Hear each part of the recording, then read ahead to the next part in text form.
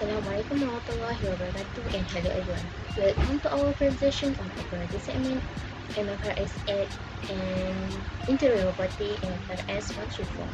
As for our group, we will review it on IJM Corporation Berhad to find out what are their operating segment and interior property. Before we begin, let me introduce to my group, which is first we have Dalili, Nabilah, next Aimi, Zafirah, and lastly me myself, Nabilah, Aisyah.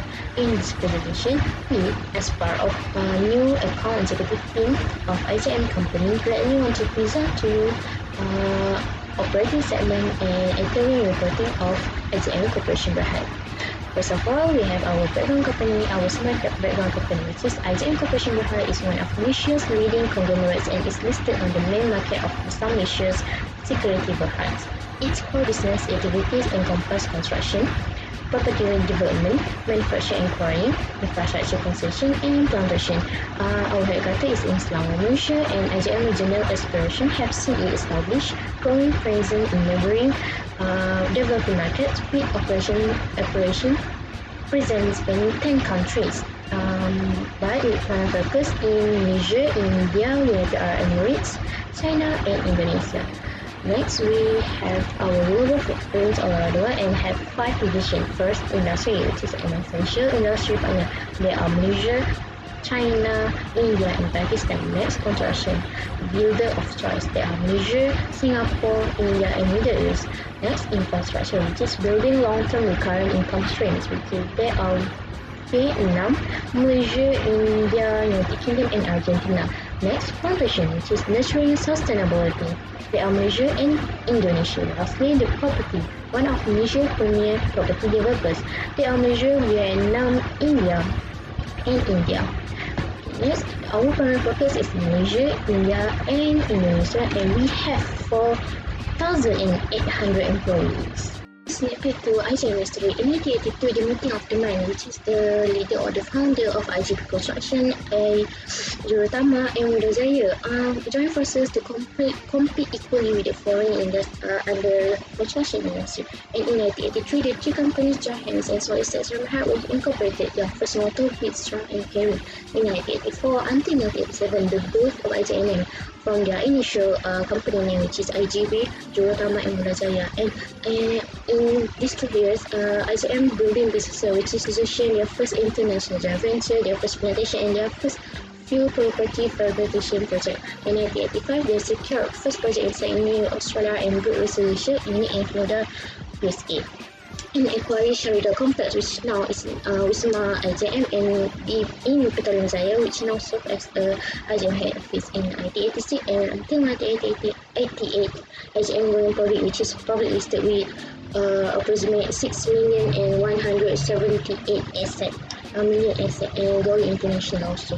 In 1989, IJM Corporation Berhad was born, and also their logo also was born in 1989. In 1991 until 1998, both of the division, which is quarrying and manufacturing division, and these 2 years, IJM having a heady also. In 1998 until 2000s, IJM Industry Division expanded the operations. And also in 2000s, they have their first time mine, which is at Pesta Rojaya Selangor. In 2003, the start listing of IJM Plantation Berhad on the Malaysia's member on July 2, 2003. In 2008, the game changer in hard profile measure, IJM acquired the Road Builder Group, its nearest competitor, becoming one of the country's biggest builders. In 2009, IJM worked via diversification, which is they secured the major project, which is Grand Hyatt Hotel in KL, a certified double track from Seremban to Gemas, and the street cleaning of the Chilapalupet Vijayawada section in India. In 2012 until 2013, the Pioneer Road, which is they secured above road, Klang Valley Mass Rapid Transit Package, and 233 km West Coast Express concession, and also they export the oil and gas, which is 25% stake in the Pioneer Group. Okay, in 2014 and 2018, IJM Land went private and IJM developed its Blue Ocean Strategy Roadmap. And also IJM became the first public listed company in Indonesia to be connected via workplace by Facebook. And 2014 until now, present, IJM executed two of its biggest projects in the company history and secured the largest domestic construction project. And also IJM invested in mineral production in X. Next, this is the few of main IJM awards, 2000 and 2017. First Malaysian International of the Year Award by Construction Industry Development Board in 2000 and 2005. Malaysian Construction Industry Excellence Award in 2001, 2006 and 2007. Malaysian Ministry of Interior Sport and Industry Excellence for Export Services in 2003 and 2007. Best Managed Malaysian Company by SM Money in 2006. And lastly, World Bull winner of FAR570 Workplace The Excellence Awards in 2017 Master Plan category. Thank you, Nabilah Aisyah. My name is Nabilah Binti Marzuki.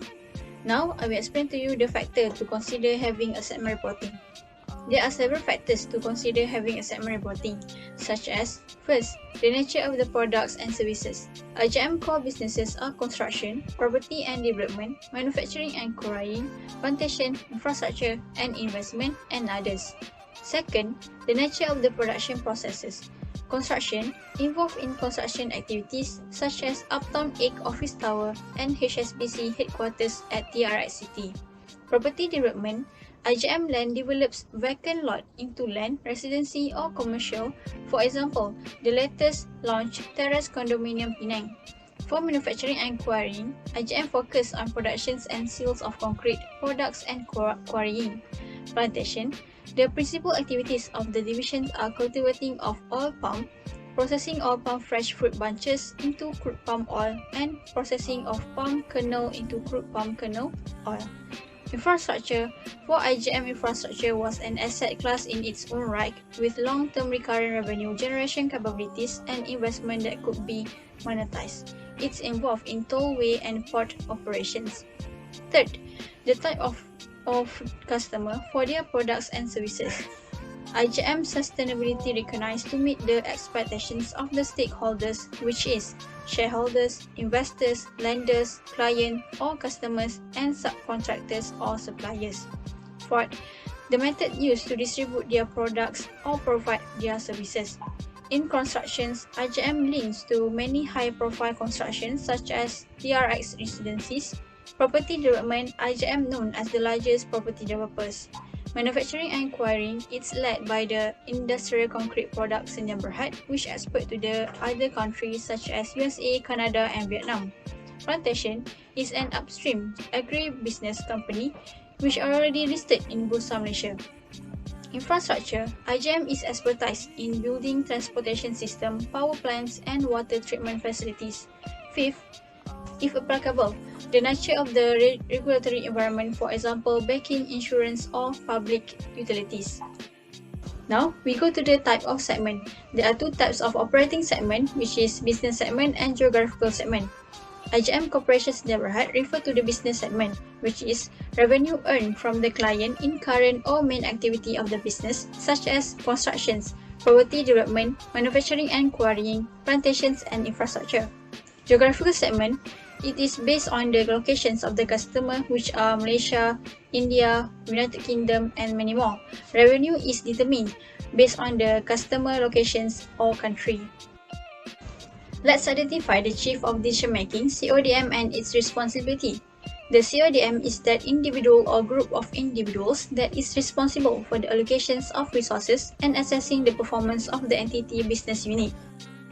First, we have Non-Executive Chairman, Tan Sri Datuk Tan Boon Seng Yuskrishnan. A non-executive chair specific responsibilities generally can fall into four areas: managing the board, facilitating communications among directors and between the board and management, leading or playing a key role in CEO succession planning, and leading the board evaluation process. Second, we have Chief Executive Officer and Managing Director Liu Hao Seng. The CEO is the head of the executive team and manages the day-to-day operations of the organizations, its people, and the resources. Third, we have Deputy Chief Executive Officer and Deputy Managing Director, Lee Chun Fai. The Deputy CEO will prepare reports for the CEO and the board, identifying issues, apparent problems, opportunities, and service gaps, and recommend initiatives and amendments to policies and programs as required. Fourth, Independent Non-Executive Director, the Senior Datuk Lee Tak Yuan, followed by Datuk IR Hamzah bin Hassan, Pushpanatan Anak Lelaki SA Kanagaya, Goh Tian Sui, Datuk David Frederick Wilson, Tunku Alina binti Raja Muhammad Alias, and the last one, Tan Ting Min. They are individuals who is a director member of the board of directors who does not have a material or pecuniary relationship with the company or related person. The INET role is to provide independent oversight and constructive challenge to the executive directors. Last but not least, non-executive director, Azhar bin Ahmad. The non-executive directors provide an independent view on the running of our business, governance and boardroom best practice. They oversee and constructively challenge management in its implementations of strategy within the group system of governance and the risk appetite set by the board. Now, I would like to pass this presentation to Aimi Zafirah. Thank you, Dalili Nabilah. Okay, let's continue with our presentation. Now, threshold for reportable segment, which is 10%, have 3 tests, which are revenue test, profit or loss test, and last one is asset test. We do not have to pass all of the tests. It's only required to pass one of them.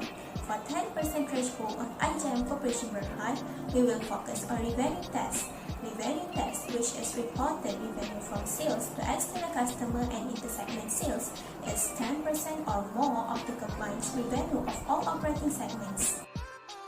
How can we identify reportable segment for 10% threshold test? Before that, in FAR570, we have to perform 2 tests where there is reportable or non-reportable segment.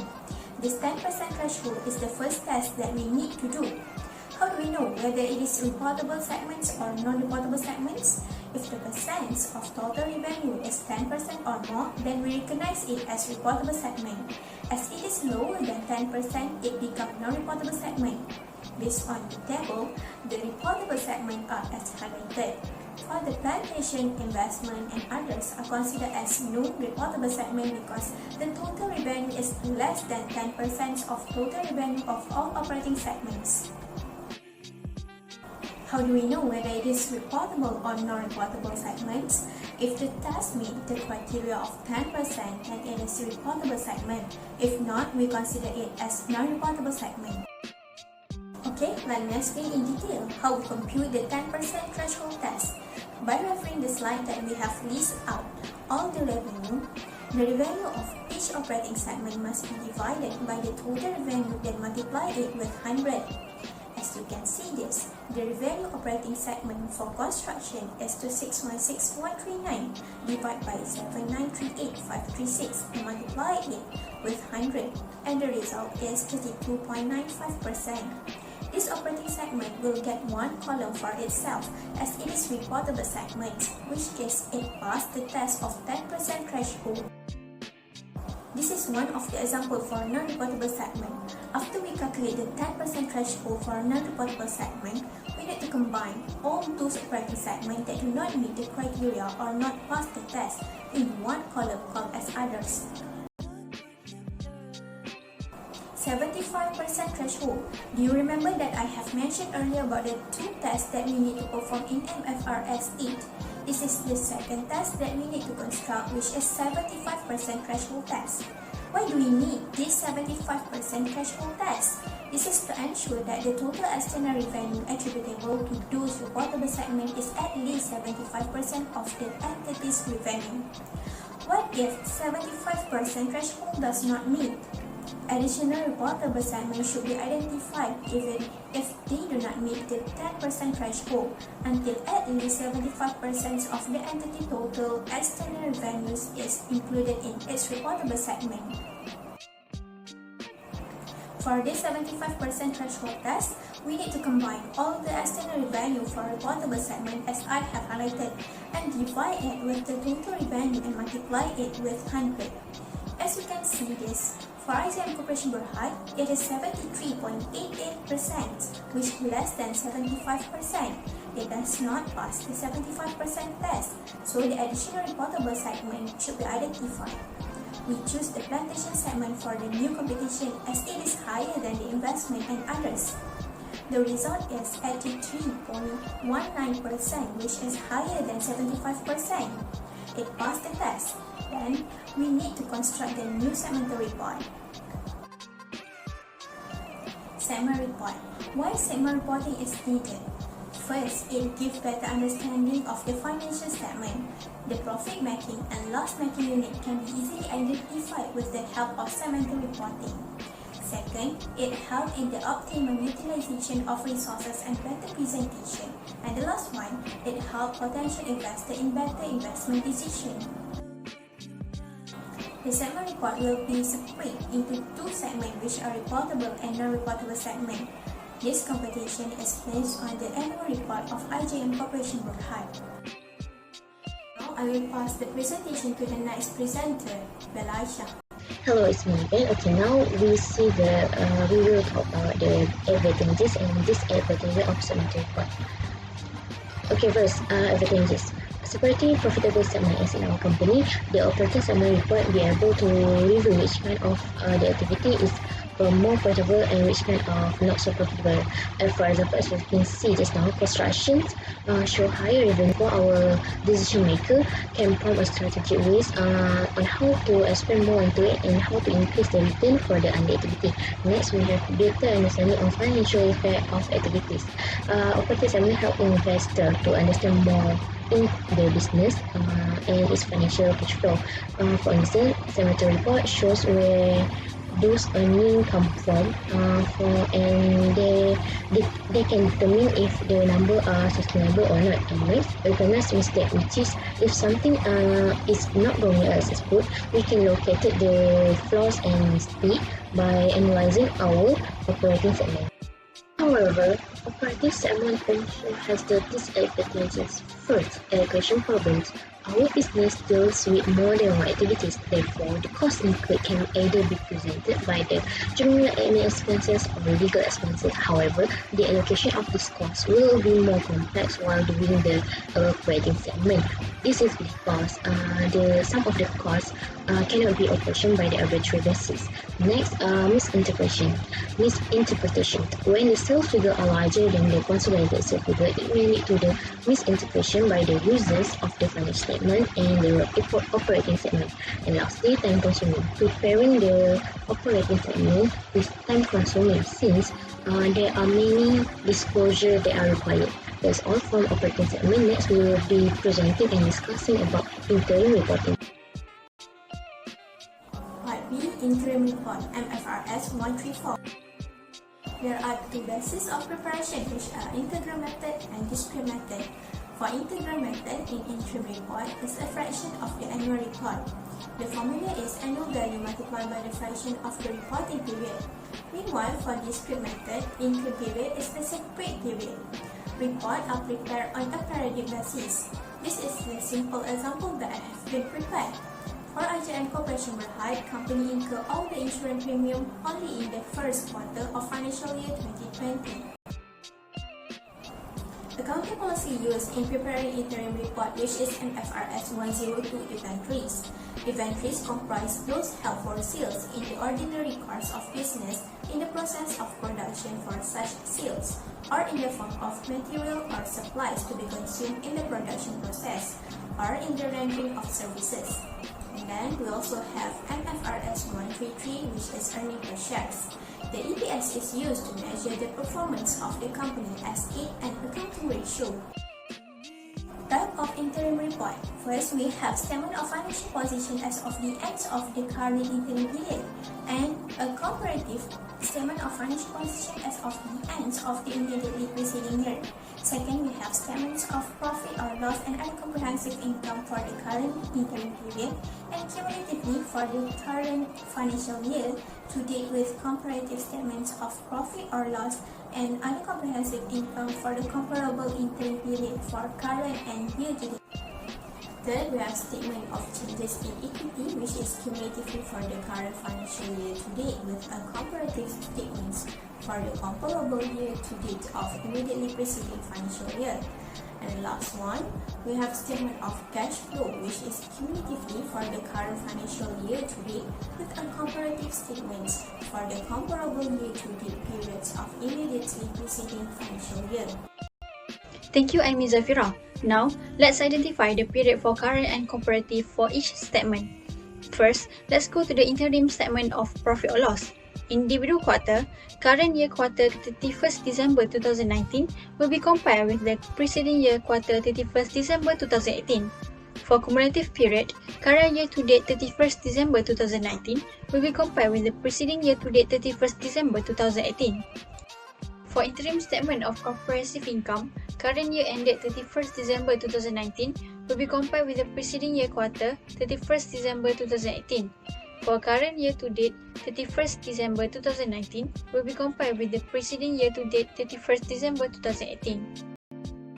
For interim statement of financial position, unaudited as at 31st December 2019 will be compared with the audited as at 31st March 2019. For condensed consolidated statement of changes in equity, at 1st April 2019 will be compared with 1st April 2018. For condensed consolidated statement of cash flow, current year to date ended will be compared with the preceding year to date ended, which is 9 months ended 31st December 2019 will be compared with 9 months ended 31st December 2018. All these statements will be compared with the annual report, not the interim report. Now, I would like to pass this presentation to Nabilah Aisyah. Okay, propose any two adjustment or interim report of IJN Corporation Berhad. Okay, they will be before and after adjustment. Okay, this is the cash flow statements before for the financial year ended 31st March 2020 before the adjustment.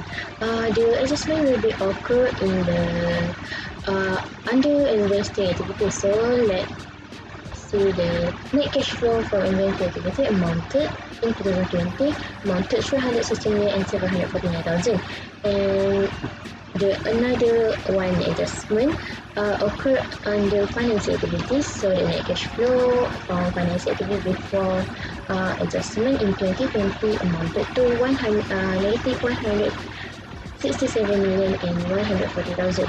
The net increase in cash and cash accumulated during the financial year is amounted to 150,452,000.